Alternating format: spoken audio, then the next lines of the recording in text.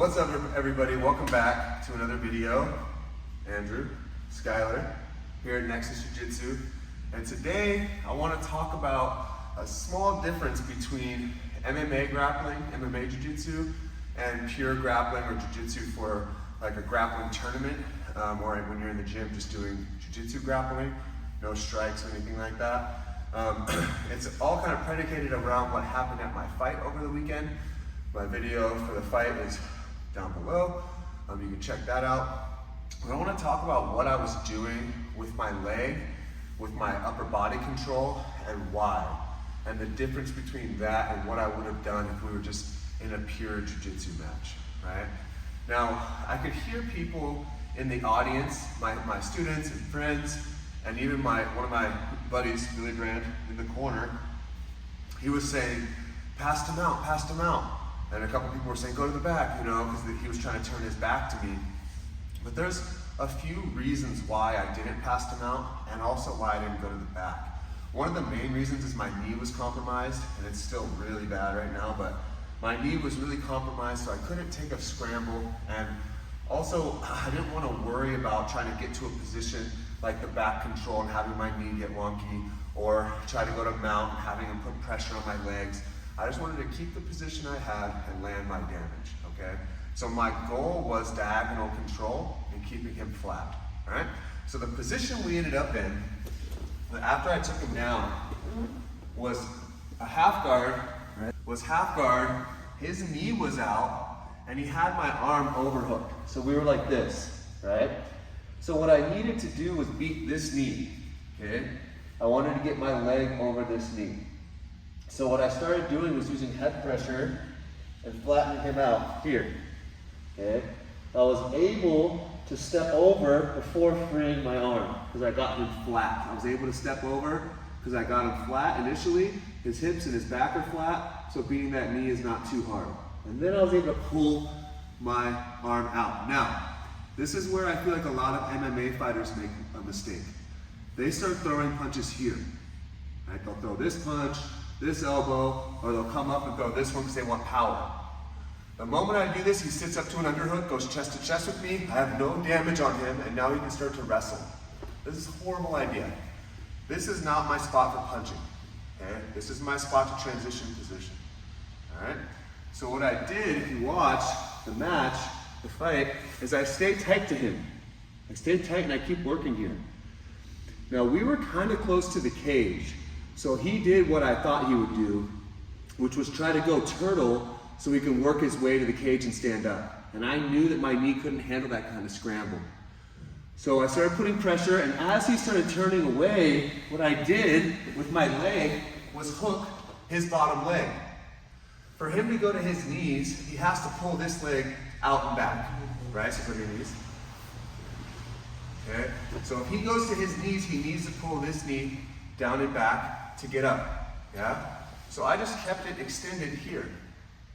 And then what I did was scooped up his far elbow. You can see it in the video, right?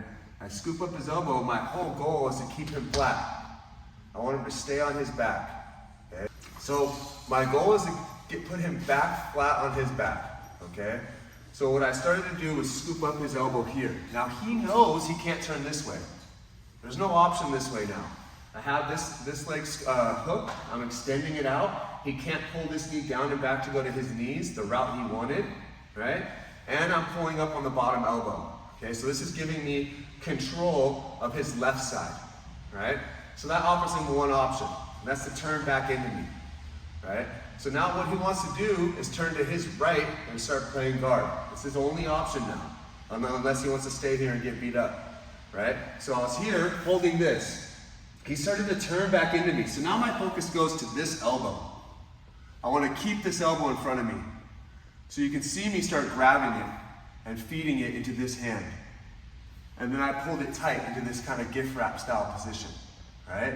So now I have control of his left leg, his left hip, okay? He can't turn to his left. And now I have control of his right shoulder. So he can't turn to his right. Okay, try to go to your left. He can't because of this. Try to go to your right.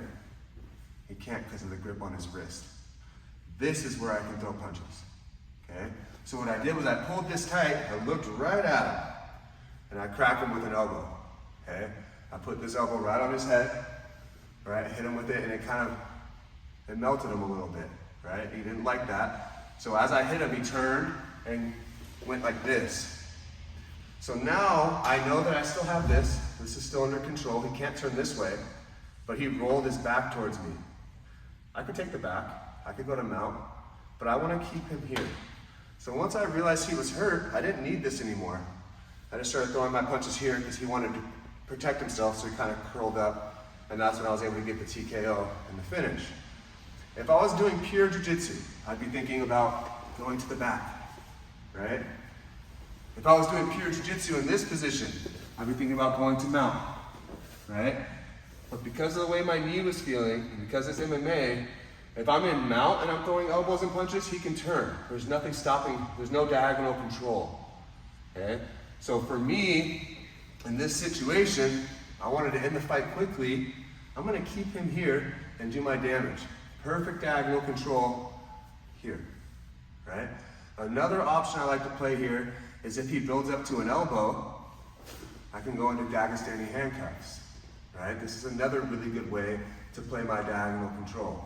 Right now I can break him down and I can look for shots here. If he tries to go to his knees, he can't. If he tries to turn towards me, he can't because I have that bottom arm, right? So I'm either gonna do gift wraps and just beat this guy until he wants to quit or until he can't fight anymore, or I'm gonna grab Dagestani handcuffs and I'm gonna beat this guy until he wants to quit or until he can't fight anymore, right? So that's exactly what was happening here, and what people wanted to see was this. Because you think in pure jiu-jitsu, it's not good for someone to have a form of guard, like half guard, quarter guard, things of that nature. But in MMA, it changes. This is very good for me, because this guy wants to scramble, and I couldn't take a scramble, right? Scrambles win fights, but if I can stop the scramble, I'm in control. One of the biggest problems with MMA and even pure jiu-jitsu is nobody knows how to pin anybody. Nobody knows how to keep anybody down. Well, try to get up. He's not going anywhere, right? And if I absolutely have to be so strong and so good that he starts actually getting up, okay, now I can start actually taking the back and playing chokes and things of that nature. But I'm gonna make him work so hard for that by the time we get there, he's done, okay? One of my rules for my students is you never let anybody get a position for free, even a bad one. So if I'm in top in that half guard position or in that technical mount position and I have diagonal control, if he wants me to go to mount, he's gonna have to really suffer for it. If he wants me to go to his back, he's gonna have to work so hard for it that by the time we get there, he's gonna be toast, right? So that's what was happening.